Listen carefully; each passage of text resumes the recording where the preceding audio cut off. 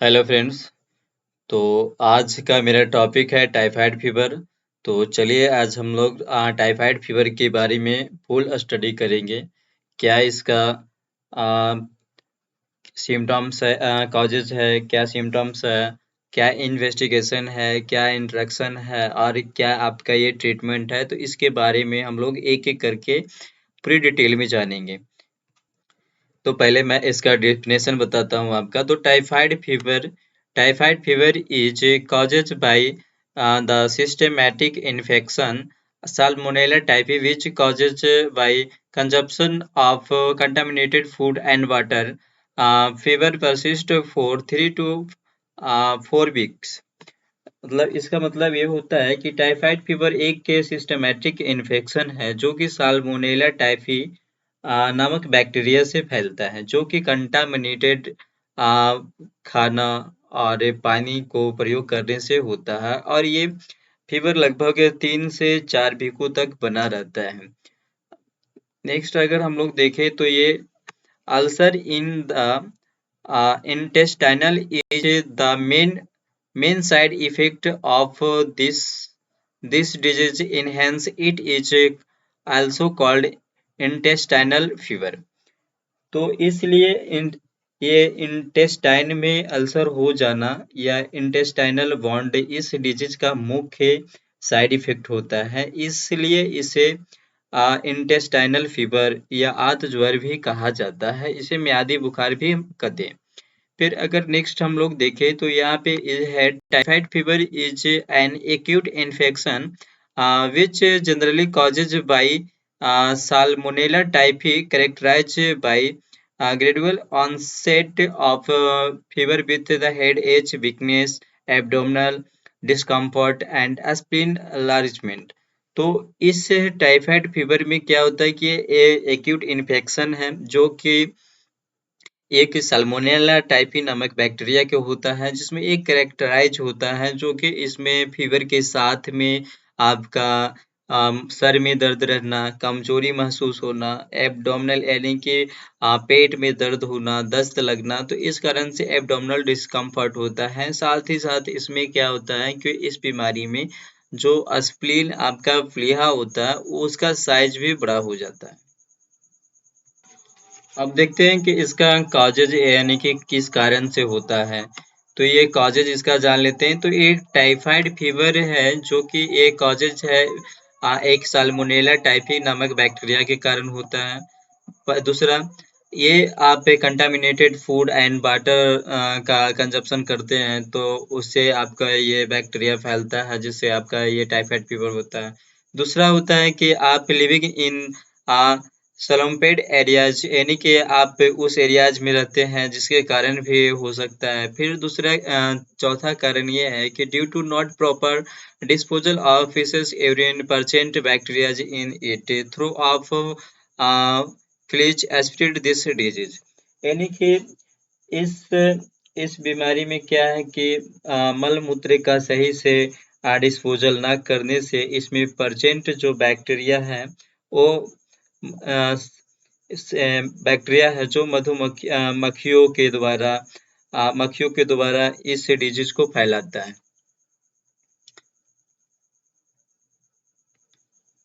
अब मैं typhoid fever का अगर सिम्टम्स की बात किया जाए तो it's symptoms start between 6 to 3 days when bacteria export.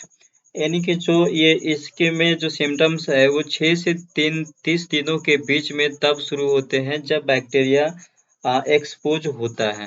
फिर उसमें क्या होता है सेकंड आपका अगर देखें तो सेकंड में क्या होता है कि fever can last up to 104 Fahrenheit तक के बना हुआ रहता है। उसके बाद में अगर देखा जाए थ्री नंबर पे तो rashes mainly there are rose colored spot on the neck and skin पे यानी कि किसी किसी भी जगह पे आपका स्किन में हो सकता है जो कि आपका मुख्यतः गर्दन और पेट में गुलाबी कलर का एक स्पॉट तरह आपका रेडनेस दिखेगा। चौथा अगर बात किया जाए तो इसमें कमजोरी हो जाएगी, वीकनेस। क्योंकि इसमें टाइफाइड फीवर में क्या होता है कि जो आंत में होता है, आंत में क्या होता है कि वो बैक्टीरिया बहुत दिनों तक अगर रहता है फीवर तो वो छेद कर देता है। तो इसलिए इसे टाइफाइड फीवर इंटेस्टाइनल फीवर भी कहा जाता है। जिसके कारण से आपका भूख नहीं लगना। फिर आपका पाँचवा सिम्पटम्स हो गया कि कॉन्स्टिपेशन होना, हेडेच रहना, डायरिया एंड वोमिटिंग होना, कोल्ड एंड कफ होना, एनोरेक्सिया होना, lack of appetite, liver and spleen increase. यानी कि देखा जाए तो इसमें भूख नहीं लगना, लिवर और जो स्प्लीन यानी कि प्लीहा का जो साइज है वो भी थोड़ा सा बढ़ जाता है। Excess of the thirsty and tongue के रिमेन सोर्स। और क्या होता है कि मेनली क्या होता है कि इसमें थोड़ा ज़्यादा प्यास लगेगा और ये आपका जो ये जीभ होता है उस पे मैली मैली टाइप का बैठा हुआ गंदगी उसमें बैठा रहेगा, जिससे आपका मुंह का भी टेस्ट खराब लगेगा। जैसे मैंने यहाँ पे कुछ फिगर्स ऐड किया हूँ जो कि है, देखिए यहाँ पे जो आपका white cutting on the twos, यहाँ पे जो आपका टंग से यानी कि जीभ के ऊपर पे आपका वाइट वाइट का स्पॉट जमा हुआ रह जाता है। फिर यहाँ पे आपका देखिएगा तो आपका ये बॉडी में स्टमच हो गया, नेक के पास में रेसेज होने लगते हैं। फिर आपका जो जख्म होता है, जो आपका ये जो ये छोटी आंत होती है, इंटेस्टाइनल होता है, उसमें क्या होता है कि छोटी आंत में ये आपका ये बड़ी आंत हो गए और ये यहाँ पे आपका ये छोटी आंत हो गई। छोटी आंत में हो गए कि छोटी आंत में क्या होता है कि यहाँ पे आपका धीरे धीरे ये अल्सर बनाने लगता है। और इसमें क्या होता है कि देखिए जो ये आपका स्प्लीन है, यानी कि आपका जो इसे आप ये हिंदी में प्लीहा कहते हैं, इसका भी जो साइज होता है वो बढ़ने लगता है। फिर आपका ये लीवर हो गया, लीवर का भी जो साइज है वो बढ़ने लगता है।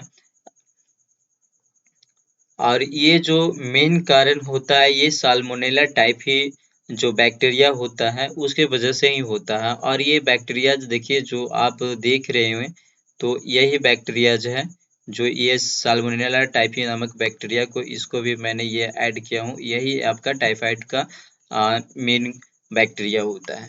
और यही आपको ये सब सारे प्रॉब्लम्स करते हैं ये बैक्टीरिया। यहाँ पे नेक्स्ट एक और मैंने फोटोज ऐड किए हैं जिसमें देख रहे हैं कि यहाँ पे सेम दिखा रहा है कि आपका टंग्स में किस तरह का यहाँ पे स्पॉट्स जो जमा हुआ है वो आप देख सकते हैं। ये आपका जो साल्मोनेला टाइफी नामक बैक्टीरिया होता है, यही आपका ये साल्मोनेला टाइफी नामक बैक्टीरिया जो है। और आपका ये जो आपका स्टोमच हो गया, नेक के हो गया, उसमें आपका जो स्पॉट्स जो होते हैं, यानी कि जो रेशे होते हैं, बूंदे बूंदे जैसा रहता है, ये रेड कलर का जो आप इस फिगर में देख सकते हैं। और जो इसमें क्या होता है कि जो स्प्लीन का जो साइज नॉर्मल रहता है और लीवर का वो भी इसमें इंक्रीज हो जाता है।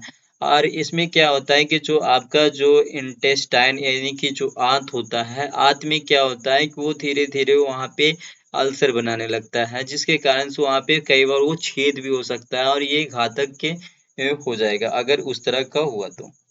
फिर मैं उसी सिम्टम्स को दोबारा रिपीट किया हूँ फिगर के अनुसार जो इसमें दिख रहा है कि टाइफाइड है जो आपका पहले शुरू में लो रहता है, उसके बाद में ये इंक्रीज होते जाता है इसका टेम्परेचर, जो कि 104 डिग्री फ़ारेनहाइट तक के बना हुआ रहता है।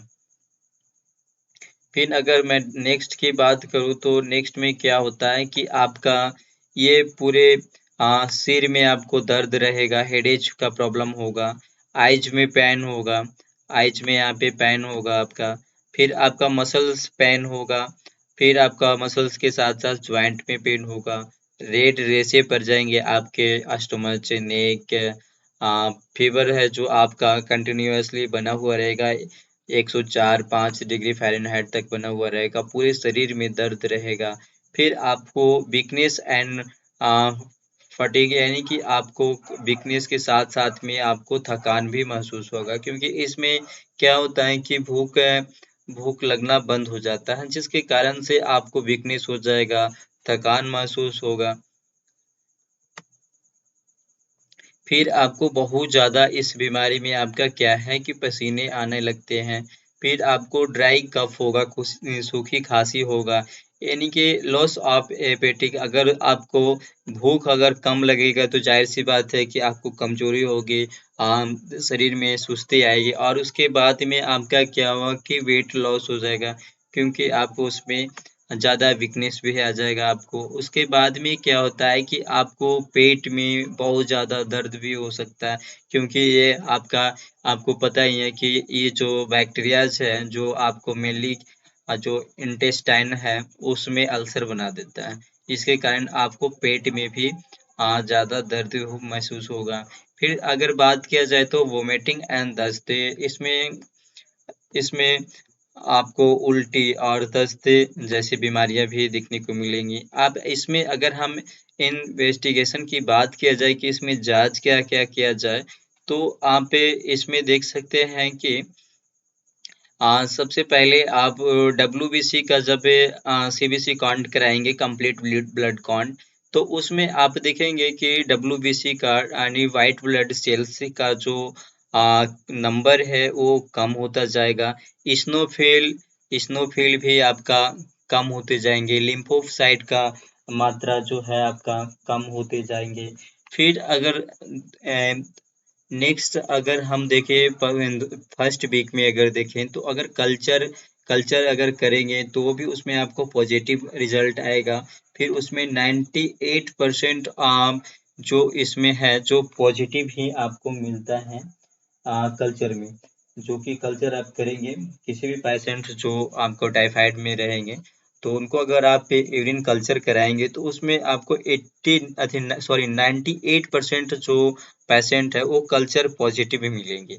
फिर अगर जस्ट उसके बाद में अगर बात करें तो विडाल टेस्ट फीवर, ये कम से कम 10 दिन के बाद में अगर आप ये इसका टेस्ट करवाते हैं तो आपका टाइफाइड फीवर कंफर्मेशन का यानी कि सही पता चलेगा कि हाँ ये टाइफाइड फीवर पॉजिटिव है या नेगेटिव है। लेकिन 10 दिन के बाद में आप जब चेक करेंगे तो ये कंफर्म आपको हो जाएगा। 10वें दिन तक आप इसको चेक करेंगे। पहले अगर आप चेक करेंगे तो ये नेगेटिव भी रिजल्ट में मिल सकता है। अगर आप इंस्ट्रक्शन की बात किया जाए कि इसमें क्या-क्या हमको करना है, तो as soon as disease is detected the patient should be given complete bed rest advice. अगर इस डिजीज का पता चलते ही पेशेंट को कंप्लीट बेड रेस्ट की सलाह देना चाहिए। दूसरी बात है कि patient x Creta should be destroyed.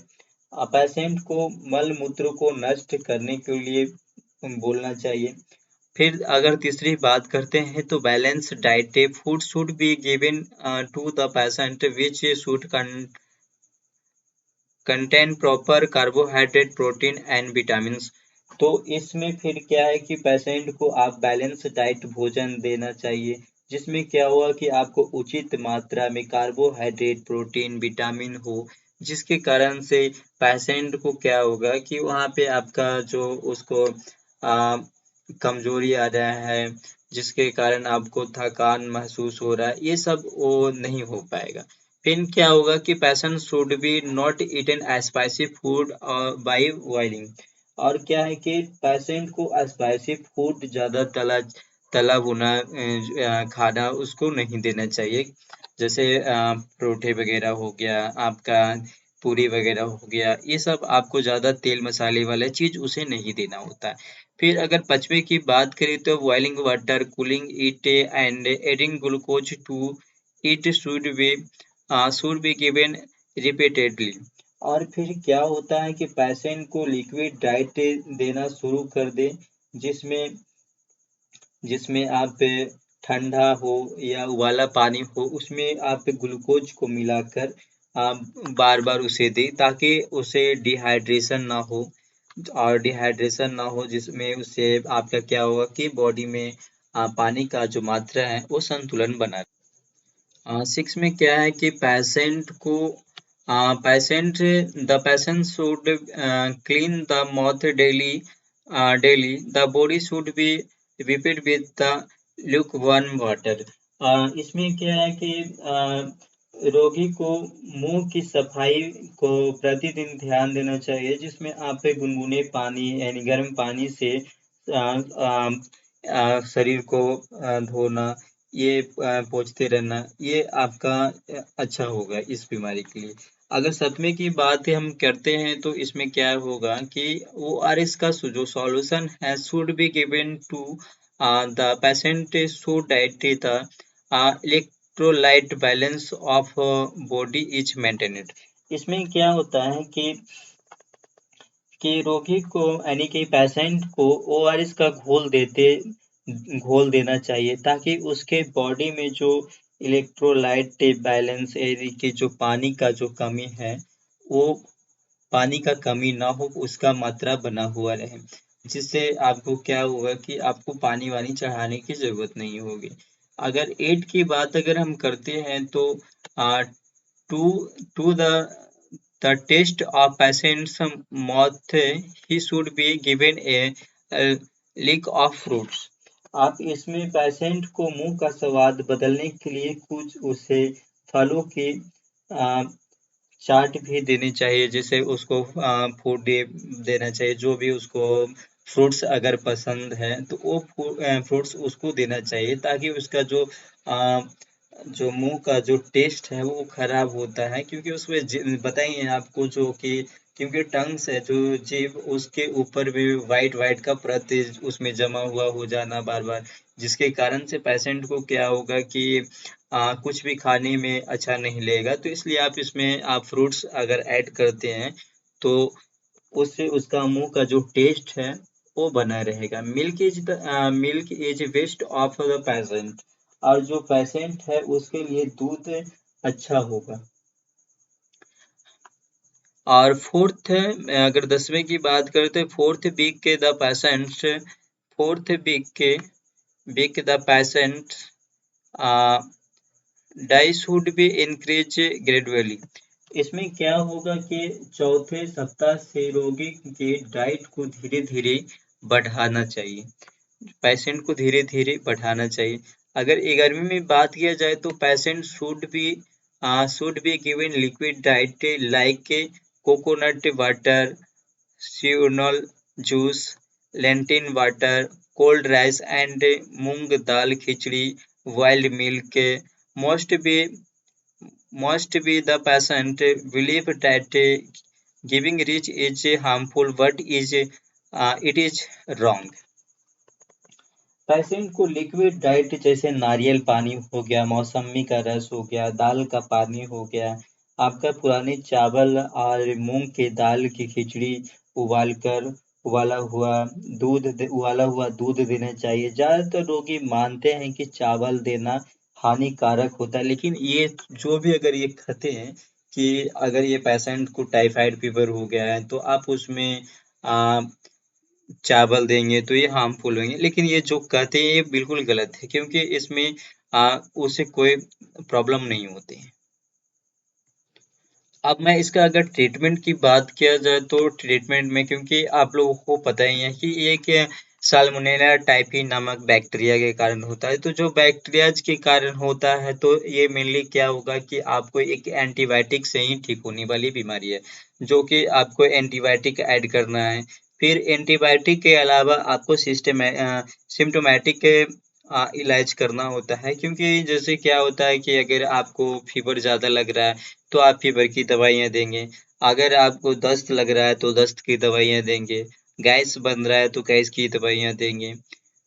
तो इस तरह से आपको सर में दर्द है तो उस तरह से आप सिम्टोमेटिक ट्रीटमेंट करेंगे। लेकिन जो ये टाइफाइड का जो मेनली होता है ये आपको ये एंटीबायोटिक ऐड करना होता है, जो कि इसका प्रॉपर इलाज होता है जो एंटीबायोटिक ही है।